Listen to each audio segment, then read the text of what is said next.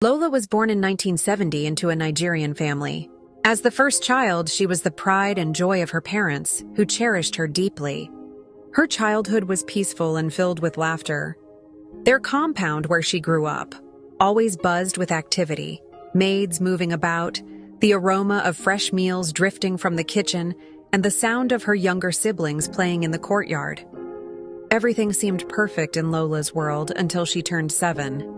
That was when the quiet harmony in the family began to crack. Her father, once a loving and devoted man, started keeping late nights. At first, her mother pretended not to notice, convincing herself it was just work or royal duties keeping him away. But soon the truth could no longer be hidden. One evening, after another long night out, her father finally told her mother what had been troubling him. He wanted to take a new wife. The words fell like thunder in the peaceful home. From that day, the warmth that once filled their household began to fade, replaced by tension, silence, and tears that Lola could not yet understand. Lola didn't understand everything that was happening, but she could feel the change in the air. The laughter that once filled their evenings was replaced by quiet arguments behind closed doors. She would often wake up at night to hear her mother's muffled sobs and her father's angry voice echoing through the hallway. The once lively royal home began to lose its joy.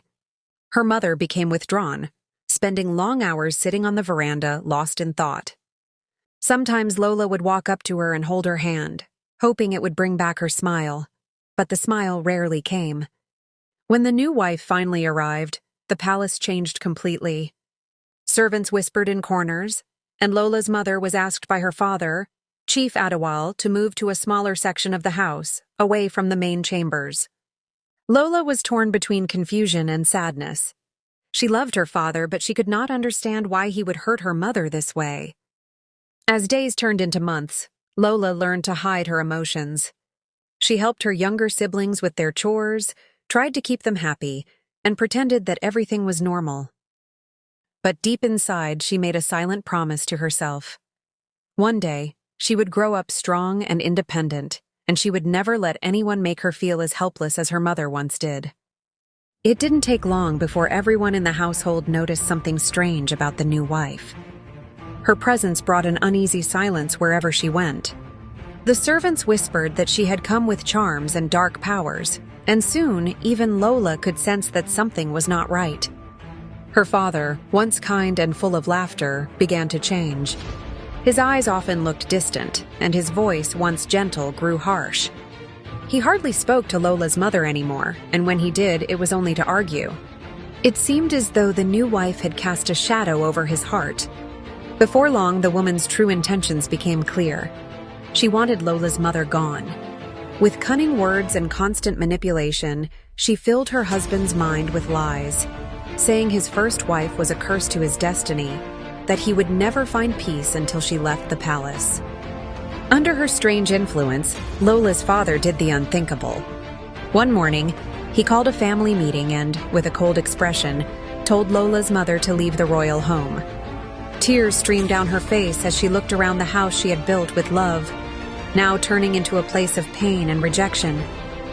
Lola clung to her mother's waist, begging her father to change his mind, but he stood firm, his eyes cold and unfeeling.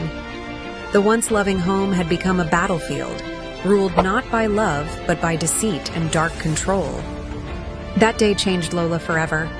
Watching her mother walk away broke something deep inside her. She didn't yet understand the power of jealousy or witchcraft, but she knew one thing. The woman who had replaced her mother had stolen not just her father's heart, but the peace of their entire family. Months passed after Lola's mother left the royal home. Life there grew even more unbearable. The new wife's attitude toward the children became colder each day. She shouted at them for the smallest mistakes and treated them like unwanted guests. Meals were no longer shared with laughter. They ate in silence, often with tears in their eyes. One evening, after another heated quarrel, Lola overheard the new wife telling her father that she could no longer take care of the children. She claimed they were too troublesome, that they reminded her too much of the first wife. At first, Lola's father resisted, but under her sharp tongue and strange influence, his resolve melted away. A week later, he sent for Lola's mother. When she arrived at the palace, her heart ached at the sight of her children, thinner, quieter, and visibly unhappy. Her father spoke softly, avoiding her eyes. "Please," he said, "come and take the children. She says she cannot handle them any longer. I will rent a place for you in the city." True to his word, he rented a room and parlor apartment for them in a crowded, face me, I face you apartment. It was a far cry from the royal comfort they had once known. The walls were thin, the corridor always noisy, and water had to be fetched from a public tap down the street.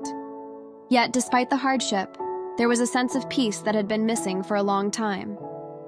For the first time in months, Lola could sleep without fear of harsh words or cold stares. Her mother struggled to provide for them, but she did it with love. She took up small jobs, sewing and selling cooked food by the roadside just to feed her children. Life was difficult, but they had each other. And in that tiny room, surrounded by hope and determination, Lola's real story began. The morning sun rose softly over the busy streets, shining on a small, face me, I face you apartment tucked in a crowded neighborhood. This was the new place where Lola and her younger siblings lived with their mother, far away from the royal palace that once echoed with laughter, music, and the voices of servants. It had been months since their father drove their mother out of the palace. The queen's eyes still carried pain, but her spirit refused to break. The once silken gowns were replaced by simple wrappers, yet she wore them with quiet dignity. Life was not easy. The room and parlor they shared was not that comfortable. One bed in the corner, a small table by the window, and a little cooking stove.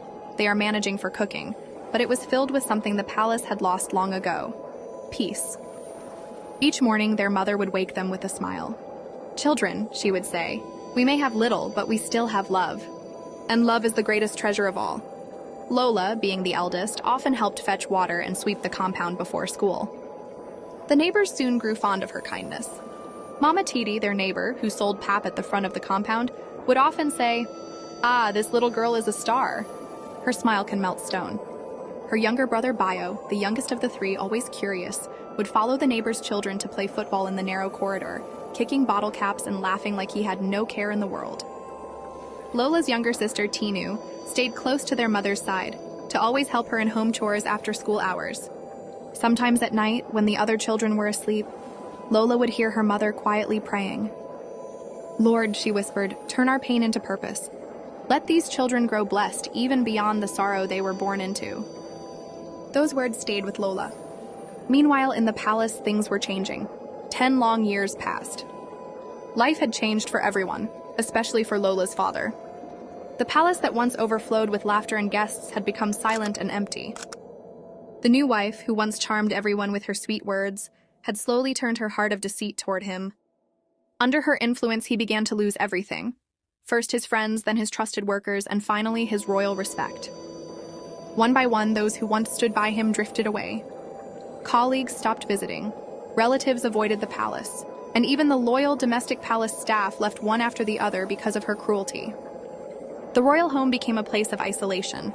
The woman controlled everything: his finances, his words, even his thoughts.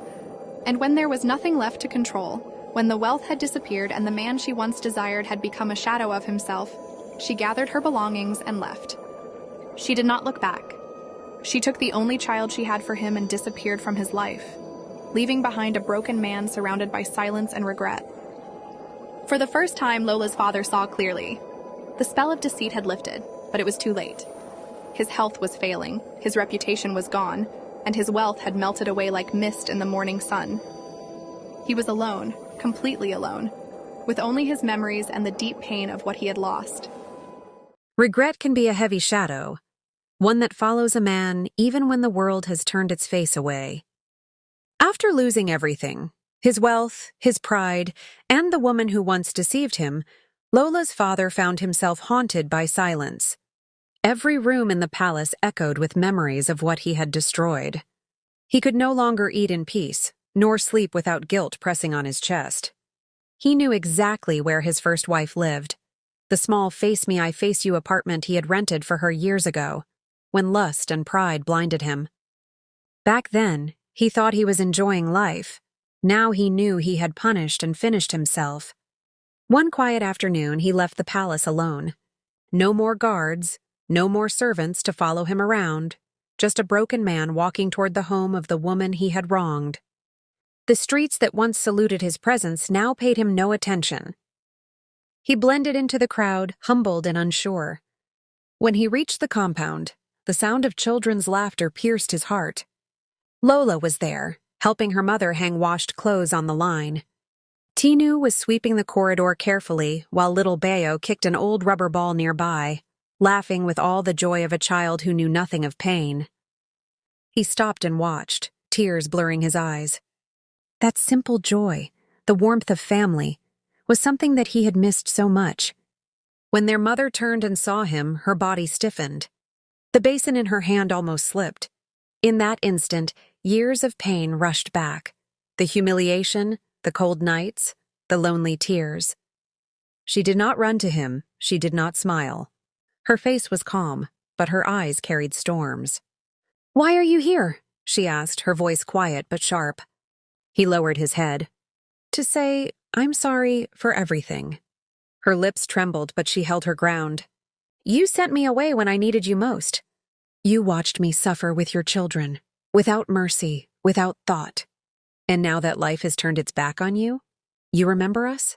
Each word struck him like a blade, heavy with truth. "I don't deserve your forgiveness," he whispered. "But I came to face what I destroyed." The silence that followed was heavy. Even the children felt it. Lola looked at her mother, then at her father, confusion clouding her young face. She stepped forward gently. "Mama," she said softly, "he's here now. Maybe he means it." Her mother sighed, deep and tired. She turned away, her voice trembling with control. "Let time speak. I have no words left for now." She walked inside, leaving him standing at the doorway, a man forgiven by God but not yet accepted by the heart he had broken. For the first time he understood, some wounds do not heal with words. They heal with patience, humility, and proof of change. Chief Attawale was so sad and engulfed in shame by his past actions these 10 years. He had been absent in their lives for these 10 years. They have grown. Even Bayo, that was barely a year old at that time, is now 10, Tinu 14 years, and Lola 17 years. "I messed up," he told himself. "I really did." He felt so bad, so bad. After her father's visit that day, months went by quietly. The family returned to their normal routine, though the memory of that day lingered in Lola's heart. Yet it wasn't the last time they saw him. Chief Attawale came several more times, sometimes alone and one time with one of the relatives, his younger brother, pleading earnestly with Lola's mother to return home.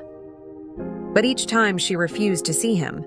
On the few occasions she did, she listened in silence and said little. Her mind was made up. Sometimes she would see her mother lost in thought, her eyes far away, as if remembering something.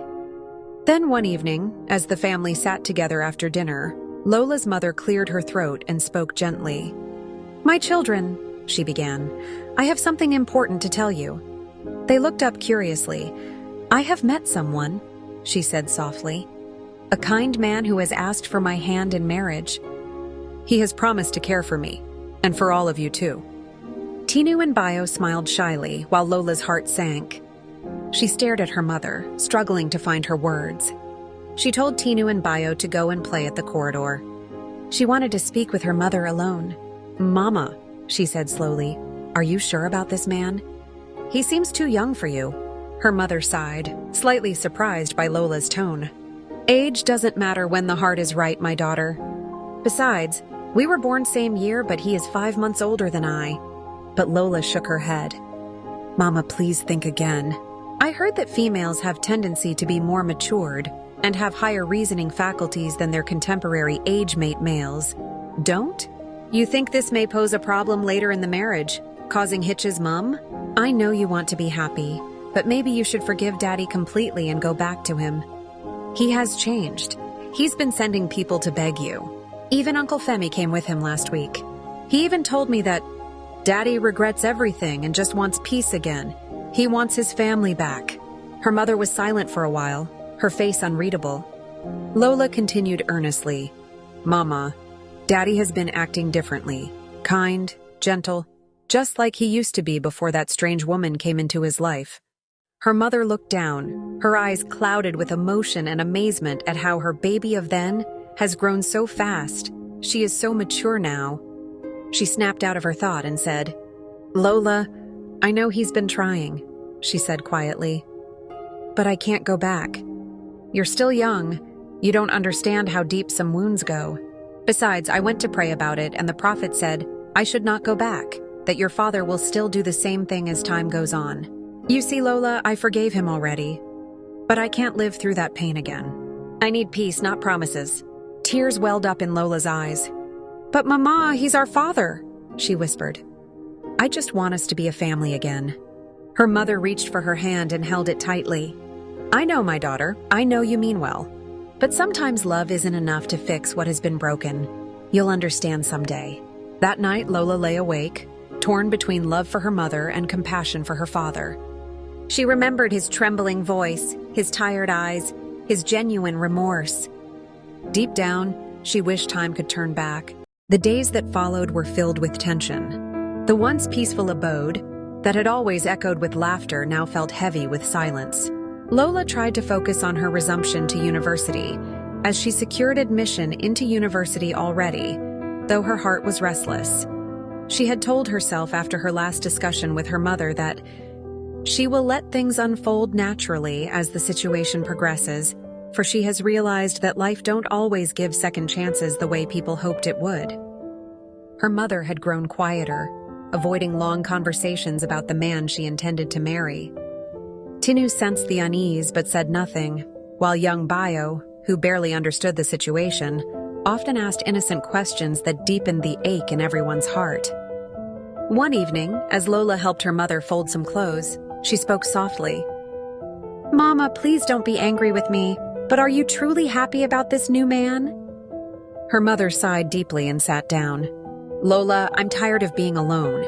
There is not much difference in our age, yes, but he's respectful and caring. He reminds me that life can still offer companionship." Lola looked away, fighting her tears. "But Mama, what about Daddy?" "He's been trying so hard, people say he's changed. He doesn't drink anymore. He doesn't keep bad company. He's been going to church, and even the elders said he truly regrets everything." Her mother's eyes softened with sorrow. "I've heard too, my daughter, but I can't trust that it will last. The prophet warned me that if I go back, it will only end in more pain. I have made peace with my past.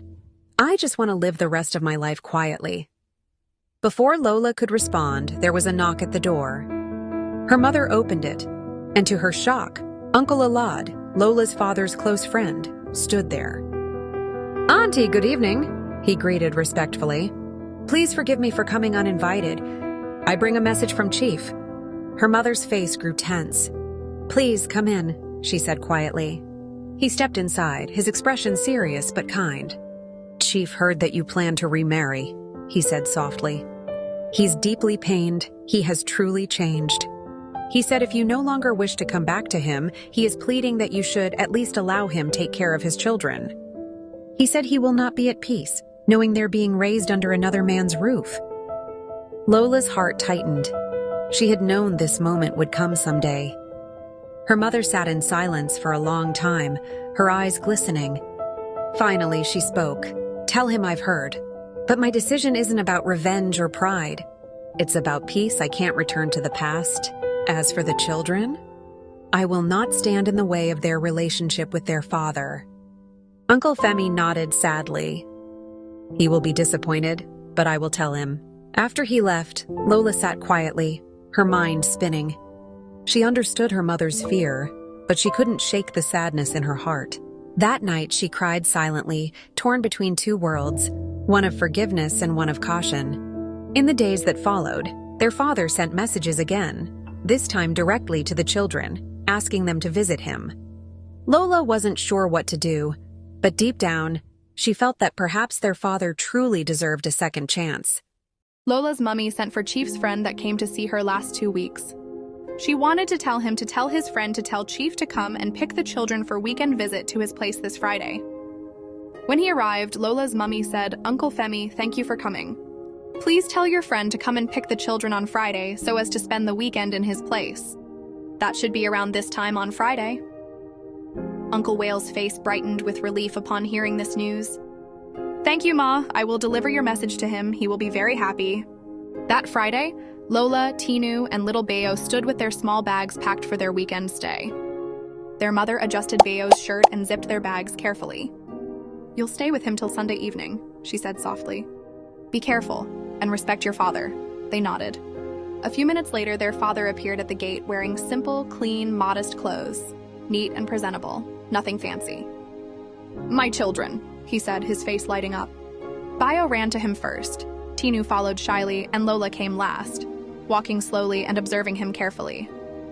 He hugged them all tightly, holding on longer than usual, as though trying to reclaim lost years in one embrace. He knelt down in front of Lola's mother to thank her for this kind gesture displayed. He was so grateful. He then told the children, "Let's go," he said, adjusting the bags. "We'll take a bus from the junction." They walked together down the streets. He held Bayo's hand, made sure Tinu stayed close, and smiled warmly at Lola whenever their eyes met. He bought them puff-puff and sachet water along the way, fussing over them in a nervous but sincere way. At the park, he paid for their fares and kept asking, "Are you comfortable? Do you want to sit somewhere else? Do you want something to drink?" When they arrived at the old family house, memories rushed back. Lola remembered the place very well. Tinu faintly. But Bayo didn't know anything about the house because he was barely 1 year when the whole incident happened, so the place looked strange to him. To Lola, the house looked the same. Walls, floors, the familiar smell, just that the atmosphere was quieter. Before, the house had been full of life. The clatter of plates, footsteps in the corridor, voices of the domestic staff hustling and bustling. Now the staff were gone. Only stillness remained. "Come in," he said softly. He had prepared a simple meal. Plain rice with stew and boiled eggs. He served it carefully, watching their faces to make sure they liked it. "Is it okay? Do you want more? Should I get some soft drinks?" The children giggled at his careful attention. The day passed warmly. He let Bayo climb on his back, helped Tinu draw flowers, and listened to Lola talk about her university plans with rapt attention. He didn't pretend to be a changed man or an excellent Christian. He was just a father trying in the best way he knew. That night, they slept there, the three of them in the familiar rooms. Saturday was full of activities around the compound they had. Simple breakfast and the subsequent meals were nice too. He played with them, told small stories, and listened carefully to everything they said. He took them to church on Sunday, and everyone was happy to see them. After getting home from church, they were at the kitchen to prepare lunch. Their daddy came and joined them. Though Lola told him to go and relax in the sitting room, that she can cook, that she cooks at home for her sometimes, but their daddy will have none of it. He told them that he is enjoying their company, being with them there in the kitchen. Lola understood perfectly well, more so they will soon leave. To him, every minute spent with them really counts. After lunch and cleaning up, they still relaxed together in the sitting room watching television. By evening, it was time for them to return home. Once again, they took public transport just like on Friday. He walked with them to the junction. They all boarded a vehicle. When they alighted at the park, he followed them home to hand them over to their mummy. Their mother came outside to meet them as they approached their apartment. The children ran to her and hugged her tightly, smiling and chattering about their weekend.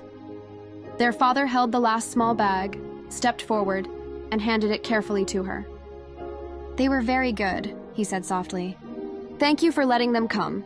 I really appreciate it. Thank you so much." He gave a small nod, waved at them, then turned and walked away, leaving the children safely in their mother's care. Lola felt something soften inside her, not forgetting the past though, but the beginning of understanding. He wasn't perfect, he wasn't magically transformed, but he had shown up. He had cared, he had taken responsibility, and that really mattered. Weeks passed after their last visitation to their daddy's place. Everything seemed normal, but the tension in the house was still palpable. Lola's mother became distant, spending more time in quiet reflection. She prayed often, sometimes weeping softly in the early hours of the morning. Then, one evening after dinner, she gathered her children together. Her voice was calm but carried a weight that made Lola's heart race. "My children," she began, "I've thought deeply and prayed for guidance. I know your father truly wants to make things right. He has asked that you come and live with him, and I believe it may be best." Lola stared at her mother in disbelief. Mama, you mean we should go and stay with Daddy? Her mother nodded slowly. Yes, my daughter. He has changed, and I believe he needs you all as much as you need him. I will always love you, but it is high time I moved on. I've decided to remarry. There was silence. Even little Bayo stopped playing with his toy car and looked up, confused. Tinu's voice broke the stillness. Mama, will you come and visit us? Her mother smiled sadly and pulled them all close. Of course I will. You are my life. Nothing will change that. But it's time for you to be with your father. He has suffered, and I don't want you to grow up without knowing him. Lola's eyes filled with tears. She couldn't speak. She had begged her mother to give her father another chance, but she never imagined it would mean losing her at the same time. 2 weeks later, their father came to pick them up. He looked different, sober, humbled, and deeply emotional. When he saw the children, he knelt down and held them tight. Thank you, he whispered to their mother, his voice trembling. I won't fail you all again. She nodded quietly, her face calm but her heart heavy. Take care of them, she said softly. As the vehicle drove away, Lola looked back through the window. Her mother stood by the roadside, waving, tears streaming down her face. That image stayed with Lola for years, the strength of a woman who loved deeply but chose peace over pain. In the months that followed, the children adjusted to life with their father. He kept his word, he cared for them, supported their schooling, and did everything to restore what he had lost. But sometimes at night, Lola would still think of her mother, now remarried and living in another part of the city, and wonder if her heart ever truly healed.